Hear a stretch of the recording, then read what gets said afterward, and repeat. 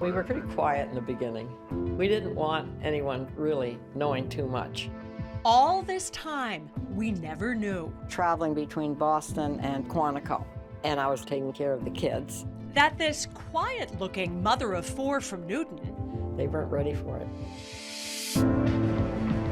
is the expert who taught FBI agents how to profile serial killers. We found out with the work at the FBI because they had access to incredible files that we could really study. Meet Dr. Ann Burgess, psychiatric nursing professor and dean at Boston College School of Nursing.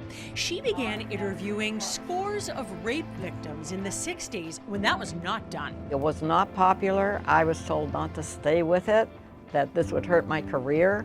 But what she gleaned from those interviews and what they revealed about how killers think changed everything.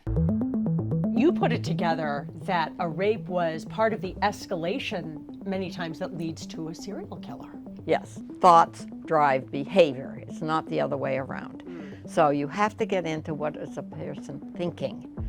And that's not easy. Media coverage of serial killers exploded in the 70s and 80s. The FBI, which had been sticking to just the facts, ma'am, style of investigations, brought her in. They needed help. How long did you feel as though it took them to really listen? A long time. I don't think some of them even still get it. The story of her work with the FBI Behavioral Science Unit is the subject of the Hulu documentary Mastermind, To Think Like a Killer. You liked staying behind the scenes. I like staying behind the scenes, yeah. And that's what my job was down at the academy. But it was also out of fear that a serial killer might come after her or her family. You bought a gun? I bought a gun.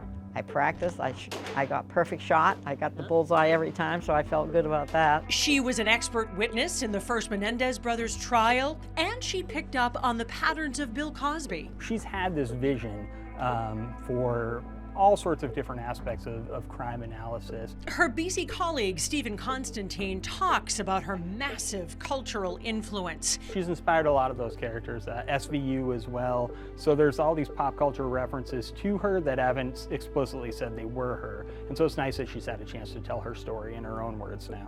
The FBI agent who is the boss of Clarice in The Silence of the Lambs, that was one of the FBI agents you worked with, That's right. right? That's to develop those methods Yes. for interviewing someone Yes. like Hannibal Lecter. Hannibal Lecter, yes. He was a combination of three of the worst serial killers that we had. It was Wow. very interesting. Now she works with her granddaughter profiling school shooters based on their manifestos. What's the grievance? And then they start researching and developing their plan, and you've got to get them at that point.